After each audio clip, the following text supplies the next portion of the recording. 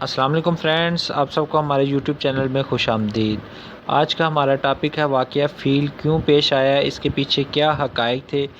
دوستو، ویڈیو میں مزید آگے بڑھنے سے پہلے جو لوگ ہمارے اس چینل پہ نئے ہیں، ہماری ان سے گزارش ہے کہ ہمارے چینل کو ضرور سبسکرائب کریں تاکہ ہر روز آنے والی جانوروں کے بارے میں اسلامی معلومات آپ کو ملتی رہیں۔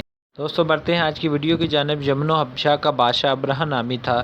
اس نے شہر صنعا میں ایک گرجا گھر بنایا اور اس کی خواہش تھی کہ حج کرنے والے بجائے مکہ مکرمہ کے صنعا میں آئیں اور اس گرجا گھر کا طواف کریں اور یہی حج کا میلہ ہوا کرے۔ عرب خصوصاً قریش کو یہ بات بہت ہی ناگزیر گزری، چنانچہ قریش کے قبیلہ بنو کنانہ کے ایک شخص نے آپس سے باہر ہو کر صنعا شہر کا سفر کیا۔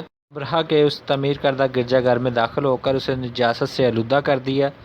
اس کے در و دیوار نجاست شدہ ہو گئے۔ اس حرکت سے ابرہہ بادشاہ کو بہت غصہ آیا، وہ طیش میں آ گیا اور اس نے خانہ کعبہ کو توبہ نعوذ باللہ ڈھا دینے کی قسم کھا لی اور اس ارادہ سے اپنا لشکر لے کر روانہ ہوا۔ اس لشکر میں بہت سے ہاتھی تھے اور ان کا پیش روا ایک بہت بڑا کوہ پیکر ہاتھی تھا جس کا نام تاریخ نے محمود بتایا ہے۔ ابرہہ اپنی فوج لے کر مکہ معظمہ پر چڑھائی کر دی اور اہل مکہ کے سب جانوروں کو اپنے قبضے میں لے لیا، جس میں ہمارے حضور صلی اللہ علیہ وسلم آقا دو جہاں وجہ تخلیق کائنات حضرت محمد صلی اللہ علیہ وسلم کے دادا حضرت عبد المطلب کے اونٹ بھی تھے۔ اس وقت حضرت ابو مطلب خانہ کعبہ کے متولی اور اہل مکہ کے سردار تھے۔ یہ بہت ہی بارعب اور نہایت ہی چشم و باشوق انسان تھے۔ یہ ابرہہ کے پاس گئے اور ابرہہ نے ان کی بہت ہی تعظیم کی اور ان کے آنے کا مقصد پوچھا تو آپ نے فرمایا، مجھے میرے اونٹ واپس دے دو۔ یہ سن کر ابرہہ نے کہا، مجھے بڑا تعجب ہو رہا ہے، میں تمہارے کعبہ کو ڈھانے کے لیے فوج لے کر آیا ہوں جو تمہارا اور تمہارے باپ دادا کا ایک بہت ہی مقدس اور محترم مقام ہے۔ آپ نے اس بارے میں مجھ سے کچھ نہیں کہا، صرف اپنے اونٹوں کا مطالبہ کر رہے ہیں۔ یہ سن کر حضرت ابو مطلب نے فرمایا، میں اپنے اونٹوں کا ہی مالک ہوں، اس لیے اونٹوں کے لیے کہہ رہا ہوں، اور کعبہ کا جو مالک ہے خود اس کی حفاظت فرمائے گا، مجھے اس کی کوئی فکر نہیں۔ ابرہہ نے آپ کے اونٹوں کو واپس دے دیا۔ پھر آپ نے قریش سے فرمایا، تم لوگ پہاڑوں کی گھاٹیوں اور چوٹیوں پر پناہ گزیر ہو جاؤ۔ اہل قریش نے اپنے سردار کے مشورہ پر عمل کیا اور اس کے بعد حضرت ابو مطلب جو کہ خانہ کعبہ کے متولی بھی تھے، انہوں نے خانہ کعبہ کا دروازہ پکڑ لیا اور بارگاہ الہی میں کعبہ کی حفاظت کے لیے خوب گر گرا کر دعا مانگی، اور دعا سے فارغ ہو کر آپ بھی اپنی قوم کے ساتھ پہاڑ کی چوٹی پر چڑھ گئے۔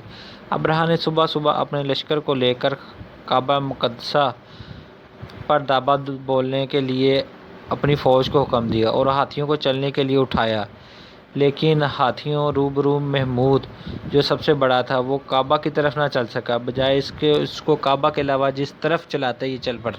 اتنے میں اللہ تعالیٰ نے سمندر سے پرندوں کا لشکر بھیج دیا۔ ہر پرندے کے پاس 3 کنکریاں تھیں، 2 پنجوں میں اور 1 چونچ میں۔ یہ پرندے دوستو ابابیل تھے۔ ابابیلوں کے اس لشکر نے ابرہہ کی فوج پر روب زو سنگ باری کر دی اور ابرہہ کی فوج کے حواس باختہ ہو کے بھاگی، یہاں تک کہ ان کے جو ہاتھی تھے وہ بالکل تباہ نیست و نابود ہو گئے۔ کنکریاں جب ہاتھیوں کے جسم پر پڑتی تو وہ ان کو چھیدتے ہوئے زمین پر نکل جاتی اور اس طرح ہاتھی بالکل مکمل طور پر نیست و نابود ہو گئے، جس طرح اللہ تعالیٰ نے قرآن مجید کی سورہ فیل میں ارشاد فرمایا، اے محبوب کیا تم نے نہیں دیکھا ہم نے ہاتھی والوں کے ساتھ کیا کیا۔ دوستو، اس طرح اللہ تعالیٰ نے ابرہہ کا پورا لشکر نیست و نابود فرما دیا اور مکہ معظمہ کی حفاظت ہو گئی۔ یہ واقعہ جس سال وقوع پذیر ہوا، اس سال کو اہل عرب نے عام الفیل یعنی ہاتھی والا سال قرار دیا ہے۔ جی دوستو، یہ حقائق تھے جس کی وجہ سے واقعہ فیل پیش آیا۔ امید کرتے ہیں کہ ہماری یہ انفارمیٹیو ویڈیو آپ کو ضرور پسند آئی ہوگی۔ کمنٹ باکس میں کمنٹ کرنا نہ بھولیں اور ساتھ ہی ساتھ ہماری اس ویڈیو کو ضرور لائک کیجیے گا تاکہ ہماری ٹیم کی حوصلہ افزائی ہو۔